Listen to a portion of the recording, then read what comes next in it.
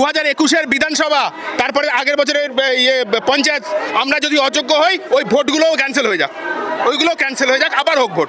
আমাদের দেওয়ালের পিঠ থেকে গেছে, হয় আমরা মারবো না হলে মরবো। আমারও তো শিফট ছিল আজকে, আমারও তো শিফট ছিল আজকে, ফোর্স নিয়েই তো আমার শিফট ছিল। আগে ফোর্স যায় তারপরে বেরোয়, কালকে থেকে তাই হচ্ছে, এটাই পুলিশের নিয়ম। পুলিশকে পুলিশের নিয়মের মতো কাজ করতে হবে।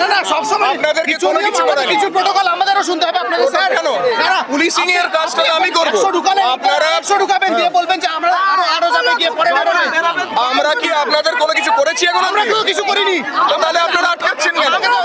আপনারা আটকাচ্ছেন কেন? আমরা দেখতে পাচ্ছি এখানে আন্দোলনকারীদের জমায়েত প্রথম থেকেই দেখতে পাচ্ছি যে করুণাময়ী উত্তাল, এবং আন্দোলনকারীরা পুলিশকে আটকাচ্ছে এবং পুলিশ আটকাচ্ছে আন্দোলনকারীদের। আমরা একটু জেনে নেব যে কেন তারা আটকাচ্ছেন। আপনারা কেন আটকাচ্ছেন পুলিশকে, কি দাবি আপনাদের? কাল থেকে যে আন্দোলনটা চলছে আজ পর্যন্ত, এখনো পর্যন্ত সে আমাদের যে চেয়ারম্যান সেইভাবে আমাদের সঙ্গে সহযোগিতা করেনি, উনি মুখে কুলু বেটেছেন। এবং এই যে পুলিশ যাচ্ছে, যে হয়তো 20টা বা 50টা পুলিশ রয়েছে, আরও 50টা পুলিশ চলে গিয়ে পুলিশের ক্ষমতা বাড়াতে পারে, হয়তো আমাদের মেরে এখান থেকে তুলে দিতে পারে, সেই আশঙ্কায় হয়তো আমরা আটকাচ্ছি। যত সংখ্যক পুলিশ রয়েছে তত সংখ্যক পুলিশকে থাকবে, তারা বেরিয়ে আসলে এরা ঢুকবে। আমরা পুলিশের সংখ্যা বাড়াতে দিতে চাইছি না। আমি একজন হেডমাস্টার মশাই, সবে 2 মাস হলো রিটায়ার করেছি। তালিকা বেরোচ্ছে না, ইচ্ছা করে বেরোচ্ছে না, কি বলবো? এতে বোঝাই যাচ্ছে কেন বেরোচ্ছে না। তালিকা বের করা যে নিয়মে থাকে, তারা বার করেননি কেন? আর তো পরিণতি আজকে অবস্থা, কি বলবো বলুন না।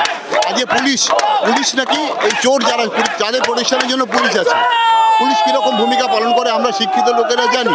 তা পুলিশ তো শতপ্রণীত মামলাও করে, তা চোরেদের ক্ষেত্রে তারা বলতে পারে যে চুরি করেছেন, এতদিন প্রোটেকশন দিয়েছে, এবার বুঝেনি। তারা এখানে আছে কেন আমি তো বুঝতে পারছি না। কি মনে হচ্ছে এই মামলার জন্য দায়ী কাকে করছেন, কি মনে করছেন? মনে হয় ব্যাপার না, যারা পরিষ্কার রাজ্য সরকার দায়ী, এসএসসি দায়ী। বিধাননগরে আগেও বহুবার অবস্থান বিক্ষোভ হয়েছে, বহুবার আমরা সবসময় পূর্ণ সহযোগিতা করেছি, আমরা কখনো তাদের এগেনস্টে কোনো বল প্রয়োগ করিনি। কিন্তু পুলিশের একটা সিস্টেমে কাজ হয়, পুলিশ ফোর্স আগে যায় যেখানটাতে ডিউটি করার, যাওয়ার পর যারা আগে ছিল তারা বেরিয়ে আসে। অনেক ফোর্স অফিসার আছে যারা সকাল থেকে রাত ভর অবধি ডিউটি করেছে, তারা ততক্ষণ বেরোতে পারে না যতক্ষণ না তাদের রিপ্লেসমেন্ট যাবে। সেইখানটাতে আপনারা দেখছেন যে আটকানো হচ্ছে, এটা বলা হচ্ছে একজন একজন করে যান, আমরা কাউন্ট করব। তো দেখুন, পুলিশ তো পুলিশের সিস্টেমে কাজ করে, আমরা রুল বাউন্ড ফোর্স আছি, তো সেই হিসেবে আমরা আমাদের মতো করে যাই। ওদের সাথে কোনো খারাপ ব্যবহার আমরা কখনো করিনি, নাই ওদের কোনো রকম আমরা কিছু খারাপ কিছু করেছি। এই পরিস্থিতি কি সামাল দেওয়া সম্ভব হচ্ছে? দেখুন, ওনারা কোঅপারেট করলে কোনো অসুবিধা হবে না। খাবারের ক্ষেত্রে, জলের ক্ষেত্রে ওনারা বাধা দিয়েছেন, আমরা আমাদের তরফ থেকে এখন ওনারা বলছেন যে খাবার আমরা অ্যালাউ করব, জল অ্যালাউ করব, আমরা পাঠাই। যদি ওনারা অ্যালাউ করেন ভালো হবে, সেটা একটা বড়। আমরা আমাদের তো আজকে শিফট ছিল, আপনারা অ্যালাউ করছেন না। আপনি শিফট করেন, আপনার কথা ভেবেই বলা হচ্ছে। এক সেকেন্ড, ফোর্স যখন বেরোবে তার আগে ফোর্স ঢোকে বেরোবে, আপনারা সেটাকে বাধা দেবেন কি না? তাহলে আমাদের ফোর্স যাবে, শুনে নিন, এখান থেকে যাবে, ওদের বাধা দেবেন না। ওখান থেকে লোকজন আসবে, তাদেরও বাধা দেবেন। আপনাদের কথা মেনে নিচ্ছি, কিন্তু আমি বলছি আমাদের গোটা মঞ্চের পক্ষ থেকে যদি 10 জন আপনারা বেরিয়ে আসেন, 10 জনই ঢুকবে। 10 জন ঢুকে 10 জন বেরোবে, এটাই নিয়ম। ঠিক আছে, এটা হবে। আমার শিফট তো ছিল, আপনি তো আমাকে যেতে দিচ্ছেন না। আমার তো শিফট ছিল, আমার ফোর্সটার পুরোটা শিফট ছিল, আপনারা তো আটকাচ্ছেন।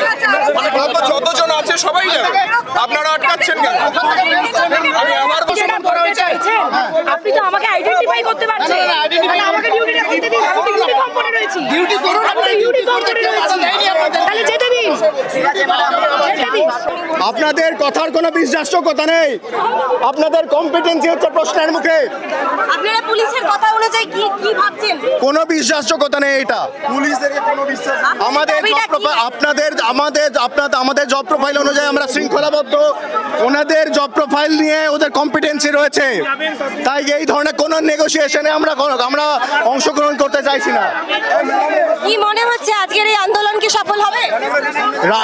রাস্তা খুব কঠিন, বোঝাই যাচ্ছে সরকারের কোনো সদিচ্ছা নেই, এবং এই যে একের পর এক গণ অভ্যুত্থান, গণ আন্দোলনকে এই সরকার স্বৈরাচারী মনোভাব, তারা একের পর এক দমন করে আসতে চাইছেন। এরা আগে এই শান্তি পেয়াদা, এখন এই উর্দিধারী পাঠানো হয়েছে। যারা এখানে রয়েছে প্রত্যেকটা মানুষ খেটে খাওয়া শ্রমিকের, মজুরের, চাষিদের ছেলেমেয়েরা, তারা নিজেদের যোগ্যতাতে বারে বারে প্রমাণ করেছে। আপনারা আপনারা ভালো করে জানেন যে এটা কোনো সিভিল সার্ভিস এক্সামিনেশন নয় যে এইচএসএ বা উচ্চ মাধ্যমিকে বা গ্র্যাজুয়েশনে খারাপ রেজাল্ট হওয়া সত্ত্বেও তারা ক্র্যাক করতে পেরেছিল। থ্রু আউট তাদের রেজাল্ট দেখুন, মাধ্যমিক থেকে পোস্ট গ্রাজুয়েশন থ্রু আউট তারা রেজাল্ট দেখুন, তারপর তারা কোয়ালিফাই করেছে, রিটেন কোয়ালিফাই করেছে, ইন্টারভিউ কোয়ালিফাই করেছে। এরা গুলিয়ে দিচ্ছে, প্রতিটা কাউন্সিলিংয়ে অযোগ্য রয়েছে, তারা ব্যাপারটাকে গুলিয়ে দিয়ে তছনছ করতে চাইছে। সেগ্রিগেট তারা করছে, কি সেগ্রিগেট? আন্দোলনকে তারা টুকরো টুকরো করে দিতে চাইছে। এই ছক আমরা বুঝে গেছি, এই ছক থেকে আমরা সরে আসছি না, এই ছক আমরা মানছি না, আমরা কোনো নেগোসিয়েশনে যাব না। এখনো কি মনে হচ্ছে এখনো কতদিন হবে? আমরা 2021-এর বিধানসভা, তারপরে আগের বছরের পঞ্চায়েত, আমরা যদি অযোগ্য হই ওই ভোটগুলোও ক্যান্সেল হয়ে যাক, ওইগুলো ক্যান্সেল হয়ে যাক, আবার হোক ভোট। কি মনে হচ্ছে এই আন্দোলন এখনো কতদিন চলবে বা কতক্ষণ চলবে? আমাদের দাবি না মেটা পর্যন্ত আন্দোলন চলবে। দিদি যদি মনে করে যে আরজি করার মতো দমানো যাবে, এটা দমানো যাবে না। আমাদের দেওয়ালের পিঠ থেকে গেছে, হয় আমরা মারবো না হলে মরবো। আমাদের এইটাই এখন একটা চলে এসছে, ব্যাস। পুলিশ অফিসারের কথার পর সেখান থেকে দাঁড়িয়ে প্রত্যেকটা শিক্ষক শিক্ষার্থী তাদের যে ক্ষোভ, তাদের ভেতরের আগুন, তারা জ্বলে উঠেছে। তাদের একটাই দাবি, এই যে এই যোগ্য এবং অযোগ্য শিক্ষক শিক্ষার্থীদের তালিকাভুক্ত হতে হবে এবং তারা আবারও তাদের চাকরি ফিরে পেতে চান। সেখান থেকে তাদের নিজস্ব বক্ত, তাদের ভেতরে যত রকম ক্ষোভ রয়েছে, যত রকম যা কথা রয়েছে, সেটা অলরেডি তারা আমাদের কাছে তুলে ধরেছেন, চেষ্টা করছেন। সঙ্গে থাকুন, শুদ্ধ থাকুন। ওভিএন নিউজের পক্ষ থেকে আমি শিল্পী।